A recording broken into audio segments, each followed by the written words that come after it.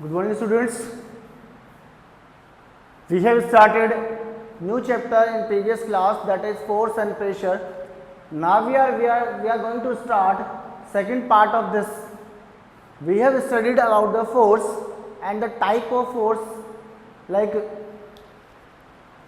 gravitational force, like non-contact force, contact forces we have studied. But now we are going to study about the electrostatic force.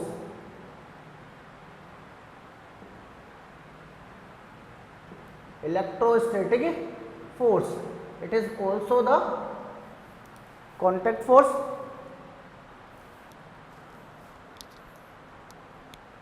It is also the non-contact force. Non-contact force क्यों? क्योंकि it is the force generated force applied by the electrical charges. किसने apply किया था बेटा? Electrical charges ने. Electrical charges ने क्या किया है, उसको मोशन शो करिए. यहाँ पर फोर्स जो लगा है वो किसका लगा है? इलेक्ट्रिकल चार्जेस का. For example, whenever we are rubbing a plastic scale on our dry hairs, हमारे हेयर्स के ऊपर क्या किया मैंने? उसको प्लास्टिक स्केल को रब किया है. उस कंडीशन में क्या हुआ? Some of the charges will transferred from the hairs to scale. तो स्केल के जो रेस्टिंग चार्जेस थे दे विल बी एक्टिव. वो क्या हो जाएंगे? एक्टिव होंगे. स्टार्ट्स मूविंग, फ्लोइंग शो करेंगे. तो इस कंडीशन में जो चार्जेस का फ्लो है, उस फ्लो से क्या होगा? They will attract the soil particles, they will attract the paper splits. जो हम लोग फाड़ के पेपर टुकड़े करके रख देते हैं ना, पेपर पीसेस जो है, उनको वो स्केल इजीली अट्रैक्ट करेगी due to the opposite charges. समझ रहे हैं? उस कंडीशन में दो स्केल के चार्जेस हैं वो रेस्टिंग कंडीशन में थे, but whenever we are rubbing the scale in our head, तो उस कंडीशन में क्या हुआ? जो चार्जेस थे वो एक्टिव हो गए, और उस कंडीशन में वो चार्जेस कौन से होंगे? वो अपोजिट चार्जेस होंगे.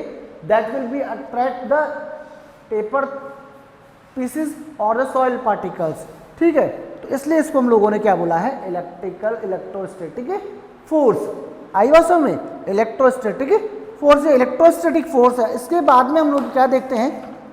इलेक्ट्रोस्टैटिक फोर्स के बाद में हमारे पास क्या है? Gravitational force, that we have studied. ठीक है, उस कंडीशन में हम लोगों ने सब कुछ देख लिया था.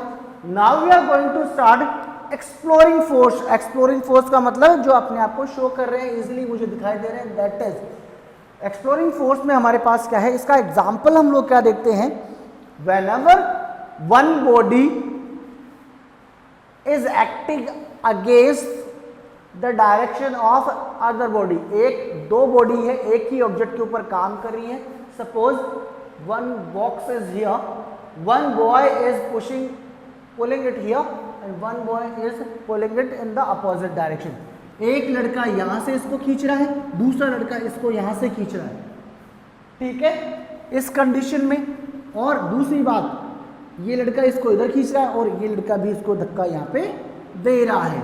ये एक ही ऑब्जेक्ट है, इसको अलग अलग बॉयज क्या करते हैं? खींचते हैं. दो कंडीशन में.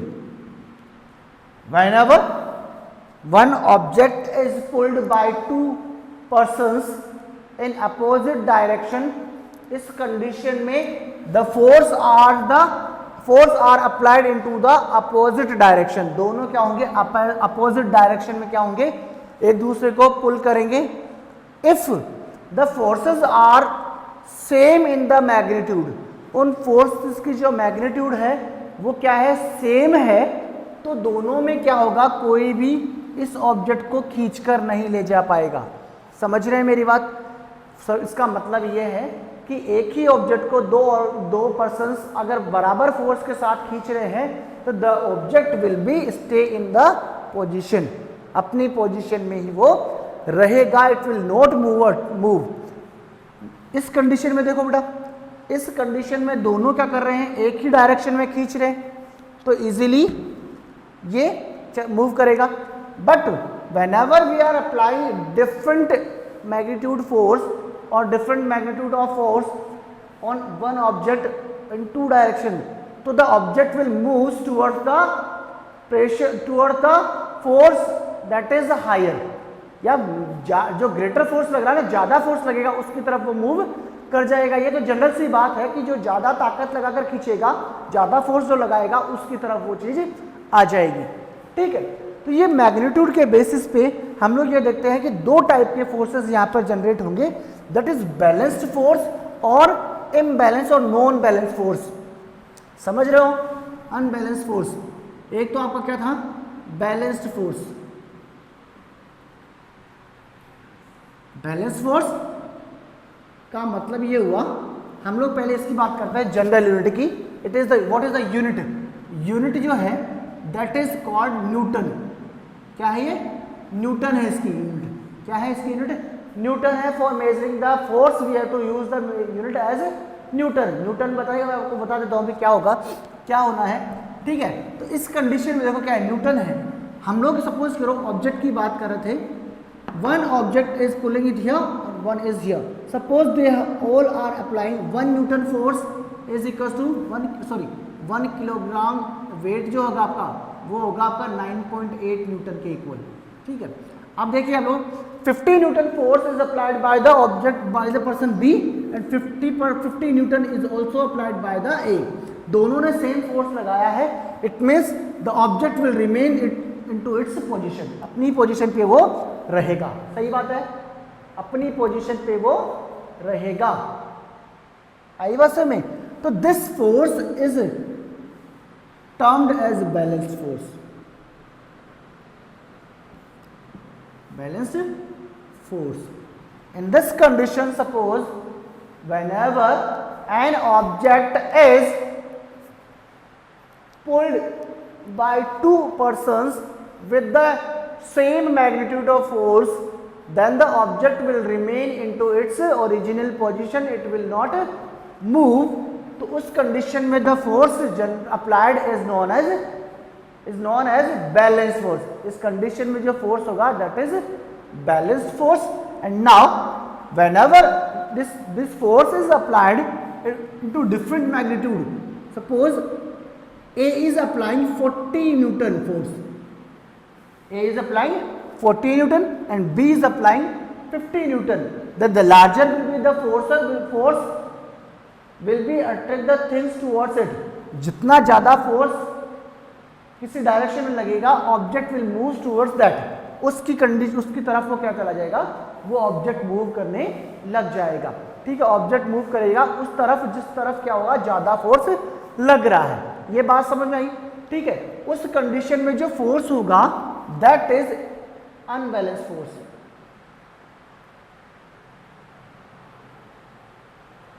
अनबैलेंस्ड फोर्स क्यों होगा बेटा? देखो इधर, क्योंकि इस कंडीशन में दोनों अगर सेम पोजीशन में आते, यहाँ पर भी 50 होता, यहाँ पर भी 50, तो जो रिजल्टिंग फोर्स है, जो रिजल्टिंग फोर्स है that is zero. Resulting force will be zero. यहाँ पर 50 जा रहा है, इधर भी 50 जा रहा है, तो रिजल्टिंग फोर्स कैसा है हमारा? जीरो। बट अगर 40 यहाँ पर जा रहा है तो resulting force will be 10 Newton, जो इसका रिजल्ट शो कर रहा है। इसमें मूविंग जो हुई वो उस 10 न्यूटन की वजह से हुई जो यहाँ पर एक्स्ट्रा लग रहा है। ठीक है, it is called unbalanced force. समझ में आया? It means for moving of the object we have to apply some unbalanced forces on the object. कहने का मतलब यह है कि whenever we are lifting some weight, उस वेट को मैं उठाने की कोशिश कर रहा हूं, तो उस वेट के ऊपर जो ग्रेविटेशन फोर्स लग रहा है that will be lesser than we have to apply the force. जो हम लोगों को लगाना है उस फोर्स से कम ग्रेविटेशन उसके ऊपर लगना है। आई बात समझ में? हम लोगों ने जितना फोर्स लगाया है उस फोर्स से कम फोर्स अगर यहाँ पर लग रहा है तो क्या होगा, ऑब्जेक्ट जो है वो इजीली हम लोग उठा पाएंगे। But whenever we applying the less force या smaller force, smaller magnitude of force, किसी भी ऑब्जेक्ट को 50 किलो का जो वेट है उसको उठाने के लिए उसके ऊपर जो ग्रेविटेशन फोर्स लग रहा है उस वेट से ज़्यादा जो ग्रेविटेशन फोर्स वहाँ पर अर्थ का लग रहा है उस अर्थ से ज़्यादा मैग्नीट्यूड का फोर्स मुझे उसको लिफ्ट करने के लिए लगाना पड़ेगा। इसका मतलब what we have to do, I have to applied unbalance force for moving. किसी भी ऑब्जेक्ट को मूव करवाने के लिए मुझे किसकी जरूरत पड़ेगी? अनबैलेंस फोर्स की जरूरत पड़ेगी। आई बात समझ में? किसी भी ऑब्जेक्ट को मूव कराने के लिए मुझे क्या करना पड़ेगा? अनबैलेंस फोर्स की जरूरत पड़ेगी। It is the scalar quantity, इसको मेजर किया जा सकता है क्योंकि इसके अंदर क्या, इसके अंदर डायरेक्शन है क्या? यस, डायरेक्शन है। Due because F equals to ma, mass of the object and acceleration. Acceleration कब आया बेटा? एक्सेलरेशन आया whenever we applying the force, the object will change its velocity, change its velocity। उसका velocity change होते ही यहां पर क्या आ जाएगा? Acceleration. It means the velocity has the direction, hence the force also has a direction. It means the measurement of force depends on the magnitude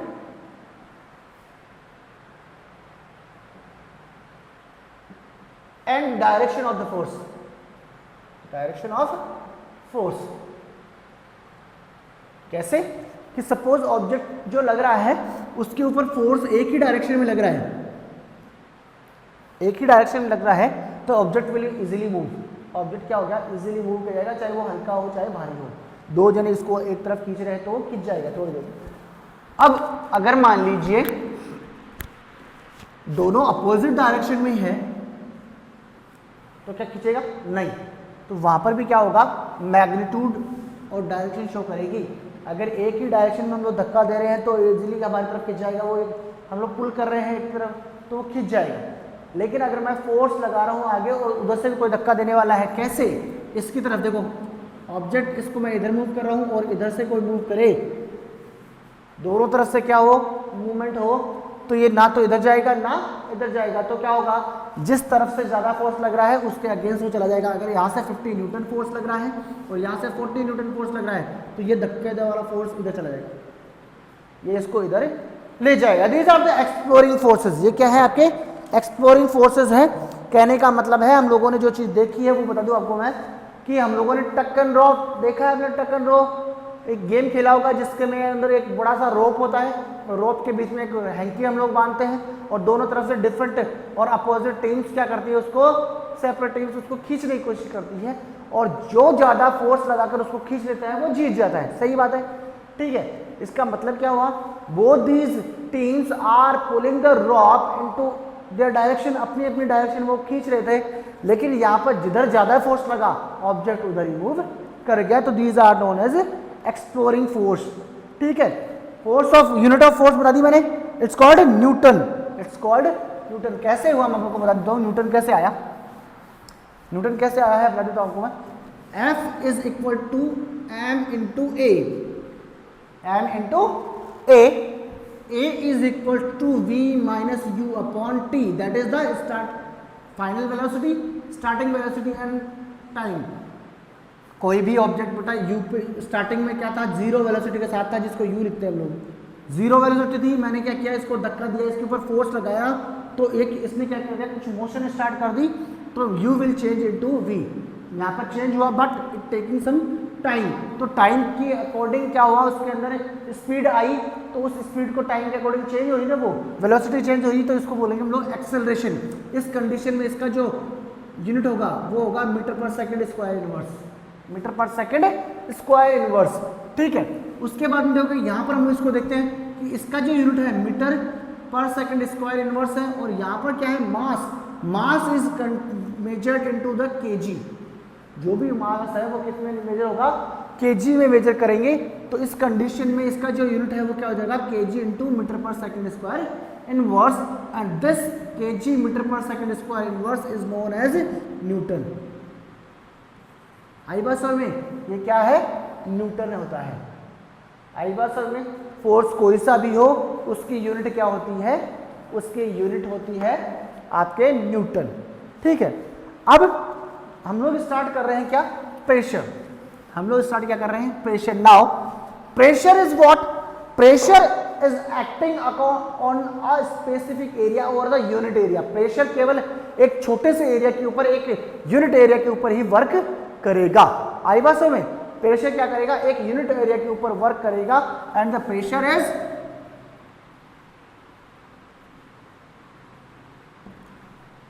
force upon area. Force upon area. आई बात समझ में? Force upon area. Force upon area means suppose I am pressing this board with my thumb, तो जो thumb का area है उसी के ऊपर प्रेशर लगेगा। सपोज एक कील को मैं दीवार के अंदर ठोकना चाह रहा हूं, तो उसका जो शार्प एंड है that will B come into contact with that will come in contact with that. तो उस कंडीशन में जो ऑब्जेक्ट है, जो सरफेस है, उसके ऊपर केवल और केवल उसका नोक जो लगेगा that is space the unit area. वो क्या है? उसका यूनिट एरिया है। और उसके ऊपर जो मैं हैमर से चोट करूंगा उससे जो फोर्स लग रहा है वो फोर्स ही क्या होगा? फिर प्रेशर होगा। आई बात समझ में? क्यों? क्योंकि हम लोग यहाँ पर क्या होगा, प्रेशर हम लोग जो लगा रहे हैं वो केवल एक यूनिट एरिया के ऊपर लगा रहे हैं। सीधी सी बात है, pressure is directly proportional to the force. समझ रहे हैं? जितना ज्यादा फोर्स हम लोग लगाएंगे उतना ही क्या होगा? प्रेशर लगेगा। समझ रहे हैं? एरिया की बात कर रहे हैं, pressure is inversely proportional to the area.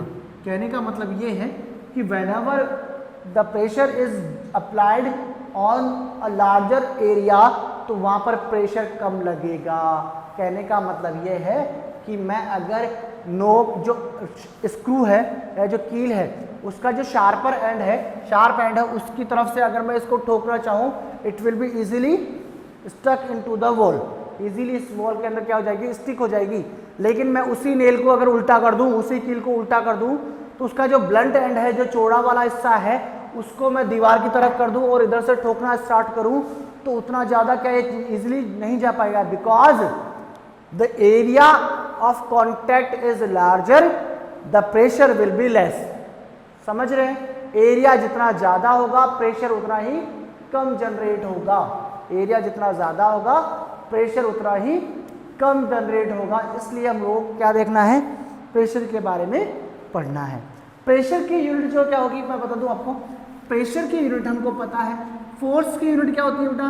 Newton. Area की यूनिट क्या होती है? Metre square. अगर मैं इसको देखूं तो it is newton metre square inverse, newton metre square inverse, and this one is known as pascal. इसको क्या बोलते हैं हम लोग? Pascal. Has the pressure unit is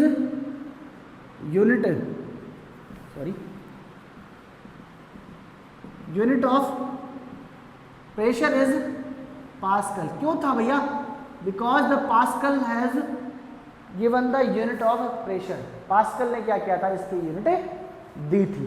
ठीक है, ये चीज हम लोगों को देखनी है। ये हम लोगों ने क्या किया है? एग्जाम्पल दे दिया है और उसकी यूनिट तक हम लोग पहुंच गए हैं। ठीक है, आई बात समझ में? उसके बाद में एक मेथड और बता दूं आपको मैं। यहां पर क्या है देखो, एप्लीकेशन दी उसने प्रेशर की। क्या क्या एप्लीकेशन दी है? Cutting instruments like knife. Knife जो होता है that has one sharp edges. एक तरफ से क्या होगा? शार्प एज होगा। क्यों? Because whenever it comes into contact with the vegetable, उसका जो शार्प एज है, शार्प किनारा जो है, वो अगर वेजिटेबल के कांटेक्ट में आ रहा है तो it will have the less contact area with the vegetable. समझ रहे हैं? उसका एरिया क्या है? कांटेक्ट एरिया क्या है? कम है। इसलिए it will easily cut the vegetable due to the applying of less force. थोड़ा सा फोर्स लगाते ही क्या होगा? थोड़ा सा फोर्स लगाते ही क्या होगा? वो इजीली कट जाएगा। दूसरी बात, यहां पर क्या है? कील का मैंने आपको एग्जांपल बता दिया कि हैमर से जब हम लोग कील ठोकते हैं तो उसका जो शार्पर एंड है उसका एरिया कम होता है, तो कम प्रेशर के, कम फोर्स के साथ भी वो इजीली चला जाता है। इसका मतलब क्या हुआ? तो फोर्स कम होगा तो प्रेशर भी कम होगा, और प्रेशर अगर कम है तो फोर्स भी कम होगा। फोर्स अगर ज़्यादा है तो प्रेशर भी ज़्यादा लगेगा, और प्रेशर ज़्यादा कब लगेगा? जब फोर्स ज़्यादा है। तो इस कंडीशन में क्या होगा? जैसे हम लोग ये देखते हैं कि जो स्कूल बैग हम लोग उठा के लाते हैं, स्कूल बैग हम लोग उठाते हैं, that has the broader shoulder strips. जो शोल्डर स्ट्रिप्स जो होती है वो क्या होती है? थोड़ी चौड़ी बनाई जाती है। ड्यू टू, क्यों? बिकॉज उन शोल्डर्स का क्या होगा? एरिया ऑफ कॉन्टैक्ट अगर ज़्यादा रहेगा तो उस कंडीशन में प्रेशर कम लगेगा, मुझे वजन कम लगता है। समझ रहे हैं? तो यहाँ पर क्या होगा? जो बैग की स्ट्रिप्स वगैरह है वो क्या, थोड़ी चौड़ी बनाई जाती है। आई बात समझ में? दूसरी बात, जैसे रेलवे स्टेशन पे क्या होता है, कुली होते हैं, वजन उठाने वाला कोई है, तो that has a ring of made by the cloth, एक कपड़े का बना हुआ एक बड़ा सा रिंग रख देते हैं, सर के ऊपर रख देते हैं वो, तो उस रिंग को रखकर हम लोग क्या करते हैं, वजन उठाकर इजीली ले जा पाते हैं। लेकिन अगर वो नहीं है तो हमको क्या करने का, हमको क्या होगा, उसका प्रेशर ज्यादा लगेगा। आए बात समझ में, क्योंकि उसका जो क्या होगा, फोर्स ज्यादा लग रहा है, फोर्स लग रहा है तो प्रेशर भी ज्यादा लगेगा। और अगर एरिया ऑफ कॉन्टैक्ट ज्यादा रहेगा, समझ रहे, एरिया ऑफ कॉन्टैक्ट ज्यादा रहेगा तो क्या होगा, प्रेशर कम रहेगा। हम लोग ये देखते हैं कि कंस्ट्रक्शन साइट्स पे some of the workers have the wooden plot, उसके ऊपर लकड़ी का एक लट्ठा लगा होता है, प्लेट लगी होती है, फंटा जिसको बोलते हैं अपन, वो क्या करता है, उसके ऊपर बहुत सारी ईंटें रखकर चढ़ जाता है। क्यों चढ़ जाता है, क्योंकि ऐसे अगर सिर पे वो रखेगा तो उसका वेट ज़्यादा होगा, दूसरी बात उसका प्रेशर ज़्यादा होगा, और जब ऐसा करने पर क्या होगा, उसका एरिया ऑफ कॉन्टैक्ट ज़्यादा रहेगा तो प्रेशर कम लगेगा। ठीक है, ये एप्लीकेशंस हैं जो मुझे क्या करनी है, देखनी है। Okay, it is enough for today, will come with the next part of this chapter, we'll end this chapter into 2 parts more. Okay, it is enough for today. Thank you, have a nice day.